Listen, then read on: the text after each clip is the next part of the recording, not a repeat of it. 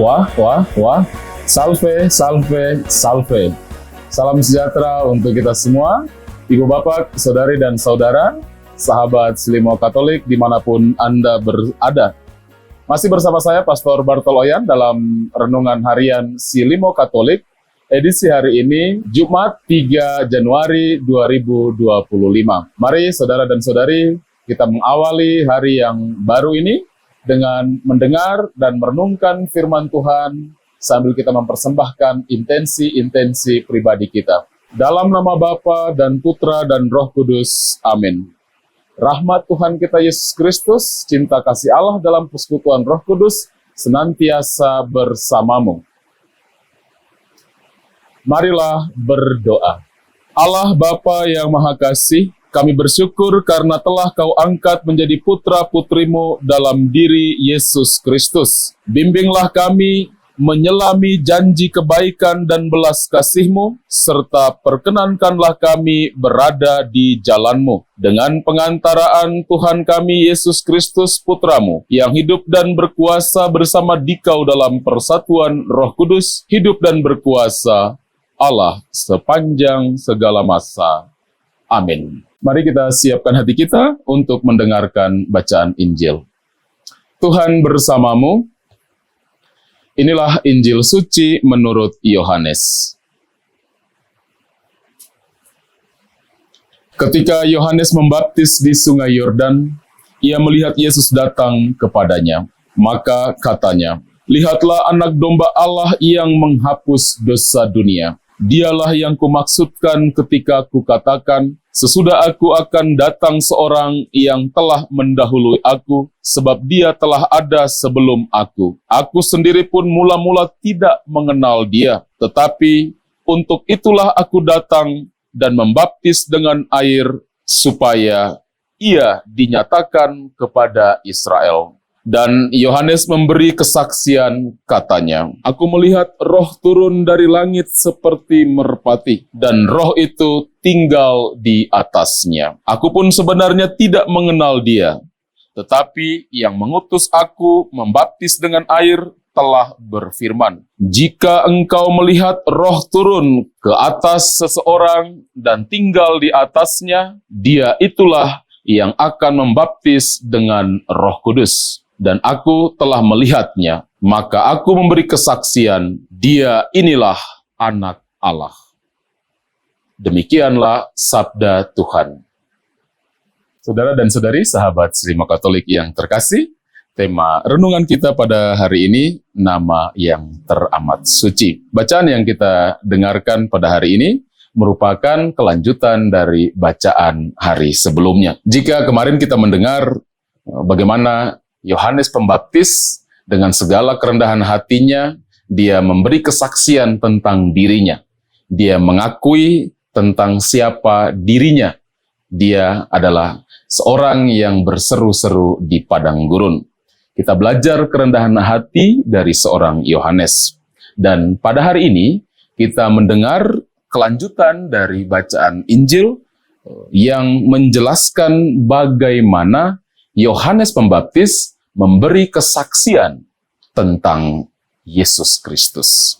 Saudara dan saudari yang terkasih, Injil hari ini mengajak kita untuk merenungkan beberapa gelar Yesus yang disebutkan oleh Yohanes Pembaptis dalam Injil hari ini. Yang pertama adalah gelar Yesus sebagai anak domba Allah. Ketika Yohanes memberi kesaksian bahwa Yesus adalah anak domba Allah, ini mengacu pada pengorbanan Yesus untuk menghapus dosa-dosa dunia, menghapus dosa-dosa umat manusia. Dalam tradisi Yahudi, anak domba Allah digunakan sebagai korban penghapusan dosa. Yesus adalah anak domba Allah yang dengan pengorbanannya, ia memulihkan hubungan antara Allah dan manusia. Dan pengorbanan Yesus merupakan penggenapan dari semua nubuat-nubuat yang tercatat dalam kitab suci. Saudari dan saudara, sahabat Silimo Katolik yang terkasih, permenungan ini mengajak kita sampai pada satu titik di mana kita mau menerima pengorbanan Yesus bagi keselamatan kita, sambil kita terus mengucapkan syukur kita bahwa Dia mau dan rela mengorbankan dirinya sebagai anak domba Allah untuk keselamatan, untuk penghapusan dosa-dosa kita. Saudara dan saudari, Yohanes Pembaptis juga menunjukkan dan mengakui bahwasannya Yesuslah yang membaptis dengan Roh Kudus. Baptisan dengan Roh Kudus sesungguhnya menunjukkan kuasa dari Allah sendiri yang memberikan pembaruan hidup kepada umat manusia dalam diri Yesus Kristus. Melalui baptisan Roh Kudus, kita sekalian memperoleh pembaruan dalam diri kita. Pembaruan ini mencakup seluruh hidup kita, dan kita menjadi orang-orang yang sungguh-sungguh hidup dan dituntun oleh Roh Kudus sendiri. Saudari dan saudara yang terkasih, permenungan ini menghantar kita juga pada suatu sikap iman di mana kita mau memberikan diri kita seutuhnya dipimpin oleh Roh Kudus yang senantiasa membaharui hidup kita, yang akan senantiasa menuntun kita di setiap jalan-jalan yang berkenan kepada Tuhan. Saudara dan saudari yang terkasih, permenungan tentang Yesus yang mau memberikan dirinya sebagai kurban penghapusan dosa, juga kuasanya dalam membaptis kita dengan Roh Kudus, menghantar kita bersama-sama dengan Yohanes untuk mengakui Yesus sebagai anak Allah, yang olehnya kita juga boleh mengambil bagian dalam persekutuan sebagai anak-anak Allah. Saudara dan saudari yang terkasih, hari ini Gereja Semesta memperingati peringatan wajib nama Yesus yang teramat suci. Peringatan ini merupakan dedikasi yang diberikan untuk menghormati nama Yesus yang teramat suci, yang memiliki makna yang sangat mendalam dalam pertumbuhan dan perkembangan iman kekristenan. Tradisi untuk menghormati nama Yesus yang teramat suci ini sudah dipopulerkan sejak abad-abad pertama dan terus dilanjutkan oleh para santo dan santa seperti Santo Fransiskus dari Assisi. Baru di abad ke-13 oleh Paus Gregorius ke-10 menetapkan pesta atau peringatan nama Yesus yang teramat suci sebagai perayaan yang khusus. Saudara dan saudari yang terkasih, peringatan ini mengajak kita untuk lebih mendalam memberikan penghormatan kita kepada nama Yesus yang teramat suci. Karena bagi kita, umat Kristiani, pengikut Kristus, nama Yesus bukan hanya sekedar nama, melainkan merupakan simbol kasih keselamatan, tapi juga kuasa Allah kepada umat manusia. Karena itu kita bersama-sama diundang untuk memberikan penghormatan kita yang layak, yang pantas, dengan tidak menyebutkan nama Yesus dengan tidak hormat.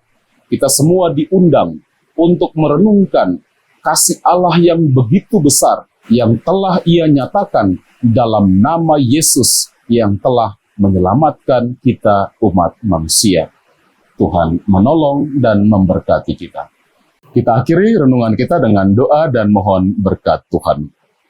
Marilah berdoa. Allah Bapa yang murah hati, Engkau membimbing umat-Mu agar kami memperoleh rahmat dari kemuliaan hati-Mu untuk hidup sekarang dan di masa mendatang. Semoga dengan bantuan harta dunia, kami lebih merindukan harta abadi dengan pengantaraan Kristus Tuhan kami. Amin. Marilah kita mohon berkat Tuhan. Tuhan bersamamu. Semoga kita sekalian dalam seluruh aktivitas kita sepanjang hari ini, intensi-intensi kita dibimbing, dilindungi, dan diberkati oleh Allah yang Maha Kuasa, Bapa dan Putra dan Roh Kudus. Amin. Saudari dan saudara, dengan ini renungan kita telah selesai. Pergilah, wartakanlah Tuhan dengan hidupmu.